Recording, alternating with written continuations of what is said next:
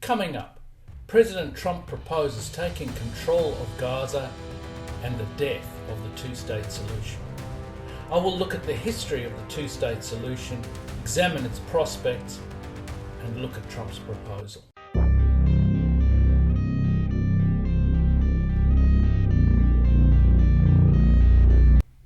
President Donald Trump has come up with an idea to try to foster peace in the war-torn part of the Middle East around Israel and other nations in the region. I'm not going to go into an exhaustive history going back over half a century as far as the two-state solution is concerned.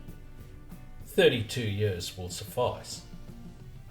In 1993, the Oslo Accords were agreed upon by Israeli Prime Minister Yitzhak Rabin and PLO leader Yasser Arafat.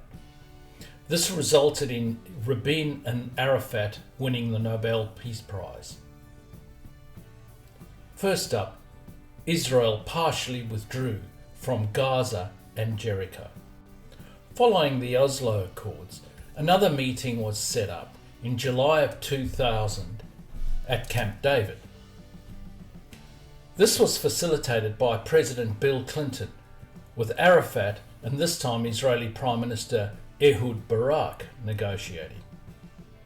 This was probably the best opportunity for peace in the region, and it is something that Bill Clinton is both upset and very angry about. Hear what he has to say on the issue. Look, I worked on this hard. And the only time Yasser Arafat didn't tell me the truth was when he promised me he was going to accept the peace deal that we had worked out, which would have given the Palestinians a state on 96% of the West Bank and 4% of Israel, and they got to choose where the 4% of Israel was. So they would have the effect of the same land of all the West Bank. They would have a capital in East Jerusalem. They would have I can hardly talk about this. And they would have equal access all day, every day, to the security towers that Israel maintained all through the West Bank up to the Golden Heights. All this was offered, including, I will say it again, a capital in East Jerusalem and 2 of the 4 quadrants of the old city of Jerusalem, confirmed by the Israeli Prime Minister Ehud Barak and his cabinet. And they said no. And I think part of it is that Hamas did not care about a homeland for the Palestinians. They wanted to kill Israelis and make Israel uninhabitable. Largely as a result of the failure at Camp David, the Second Intifada began, where Palestinians started shooting, knifing, and blowing Israelis up. I recall when I was in Jerusalem as part of a parliamentary delegation in 2005. We had a meeting with an American human rights lawyer in Jerusalem at their United Nations facility, and you can just imagine this person's politics. She bemoaned both the wall and the fence surrounding the West Bank and Israel, and also the internal checkpoints inside the West Bank. Now, these had been put in place to try to stop the violence being perpetrated by the Palestinians. We had actually been through a whole lot of these checkpoints the previous day when we drove from the Golan Heights to Jerusalem. And there is no doubt that they were disruptive. But her take was, as you would imagine, incredibly one-sided. She stated that the unemployment rate in the West Bank had gone up from 10% prior to the barriers being put up to around 50%. And that was a human rights issue. I asked her if she didn't think that some people knifing, shooting and blowing other people up wasn't also a human rights issue. You should have seen the look on her face. It was as if this was something that she had never even considered before. This then brings us to 2005 in the process. When I was in Israel at the time, there was quite a lot of internal division about the issue of granting full autonomy to Gaza. Given the failure of the Camp David meeting, Israel had decided to unilaterally try to follow through on at least part of what would have been agreed at the time.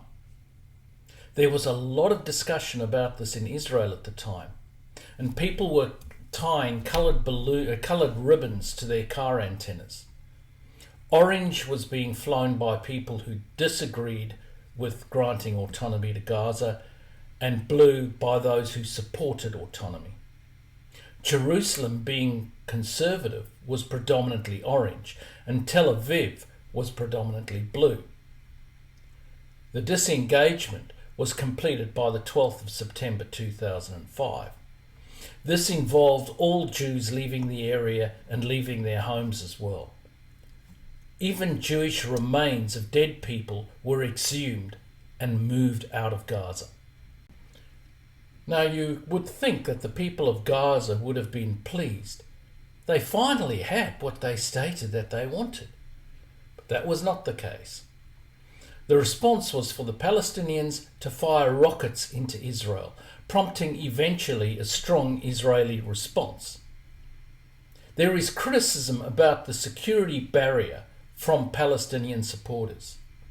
They maintain that Israel has created an open-air prison with no ability for Gaza's Palestinians to trade and build their economy. What these people fail to acknowledge deliberately is that there is a country to the south of Gaza, Egypt, which has also erected a barrier. In fact, it's even more impenetrable than the one that surrounds Gaza from the Israeli perspective. It has to be said that Palestinians have caused problems pretty much wherever they have gone. In Egypt's case, the Palestinians fomented trouble and took very active steps in building and supporting the Muslim Brotherhood. After the 1967 Six-Day War, many Palestinians, having lost the war, took refuge in Jordan. Instead of appreciation, they tried killing King Hussein of Jordan and precipitated a war that lasted a few years. When they were finally kicked out, they went to Lebanon and started the civil war there. The irony with the Egyptian barrier is that Gaza was part of Egypt prior to the 1967 war. But after the 1979 peace accord between Egypt and Israel, Egypt gratefully took back the Sinai Peninsula but said, no thanks, we don't want Gaza back. Similarly, Jordan lost the West Bank to Israel in 1967. And later on, they similarly did not want the West Bank back. In effect, the two-state solution came about as a result of this situation of Egypt not wanting Gaza back and of Jordan not wanting the West Bank back. In reality, there was a two-state solution prior to 1967, but with Egypt and Jordan not wanting their land and the Palestinians back, there was a problem. What can be seen is that the two-state solution has effectively been the default position for the last 50 years. And despite many attempts, the Palestinians aren't really interested. Clinton's assessment is pretty much bang on. So it's pretty obvious that the two-state solution is dead. It is kept on life support only because that is simpler to do.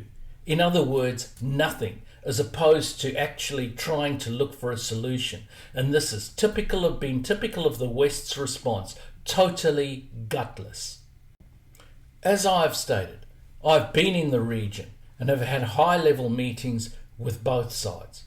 I've spoken with former Israeli President and Prime Minister Shimon Peres and former PM Ehud Barak, along with others on the Israeli side.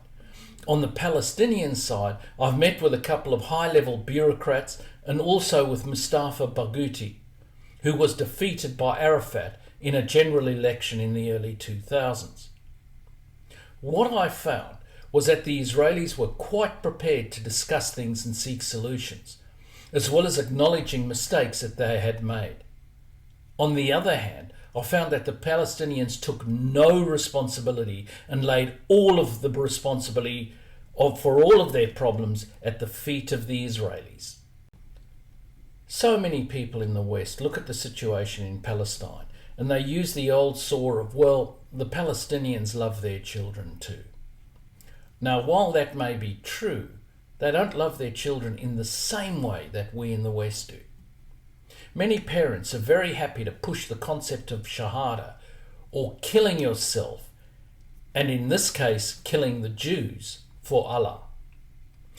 This radicalisation is the reason that a two-state solution cannot work.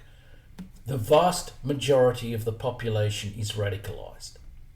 There are horrific programs on Palestinian Authority TV exhorting children to hate Jews and to kill them. When we brought this up with the Palestinian bureaucrats in Barghouti, they claimed it was unfortunate and that it had been stopped. Clearly, this wasn't and isn't true. Palestinian Authority TV, 20 years later, continues spewing this bile. Given that over half of the Palestinian population is under 20 years of age, you can see why they are so radicalised. Just look at some of the garbage that goes on Palestinian Authority TV. Talk about human rights abuses.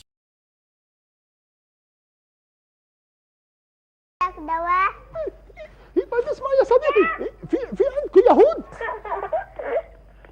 صديقي يا قيس. هسه لا. طيب انا سمعت هم بيجوا عليكم كل يوم. بس هسه لا. طيب اسمع يا صديقي، اعمل ايدك هيك. مخيم. لما يجوا عندكم اضربهم بوكس. خلي وجهه بنضاره. ان شاء الله عشان نحرر فلسطين. ان شاء الله. صديقي. طيب على العموم يا روان، انا بقول له يمسك حجر ولما يجي اليهود عنده يمسكوه وبوم. طبعا الجيران اليهوديين عادي يطبش عليهم لو كانوا يهود، يعني جيرانه او صهاينه عادي. طيب ليش حابه تصيري شرطيه؟ ليش؟ زي مين؟ زي عمه. مين عمه؟ احمد. هو شرطي؟ شو بيسوي طب الشرطي؟ بحبس الحرامي واللي بيعمل مشاكل وبطخ اليهود، صح؟ انت بدك تصيري زيه؟ ان شاء الله لما تكبري. لما طخ اليهود كلهم؟ كلهم؟ طيب بقول يا عم إبراهيم اتعلمني على البارودة. وليش بدك تتعلم على الطخ؟ عشان إذا إجوا اليهود على البلد أطخهم زي ما أنت طخيتهم في خربة اللوز.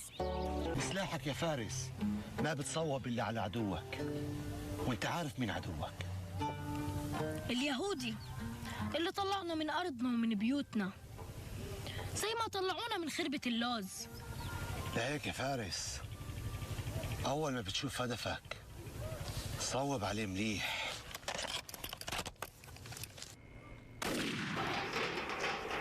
وطخ. جاهز؟ جاهز. يلا يا بطل.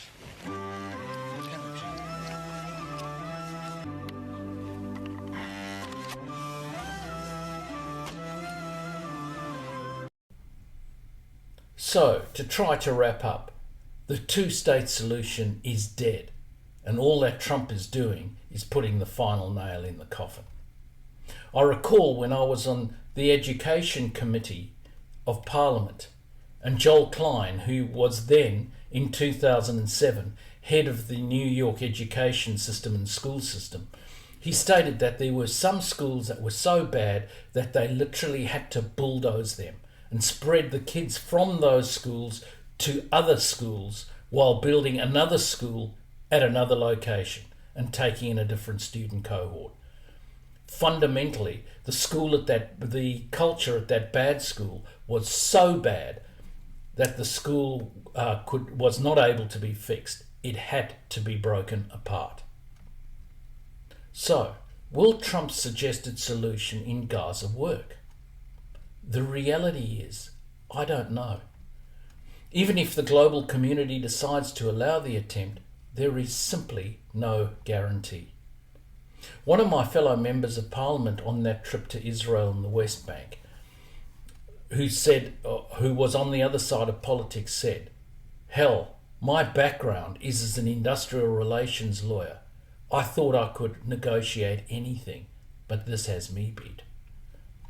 Regardless of outcome, at least Trump has faced the reality of the situation with the Palestinians and realised that it is insane to keep on with a two-state solution and thinking that somehow or another the situation will magically be resolved and the two-state solution somehow or another is going to work. Now, even if this isn't the solution that will finally resolve the situation, out-of-the-box thinking is required, even if the Trump solution is not the answer in itself. Thanks for watching.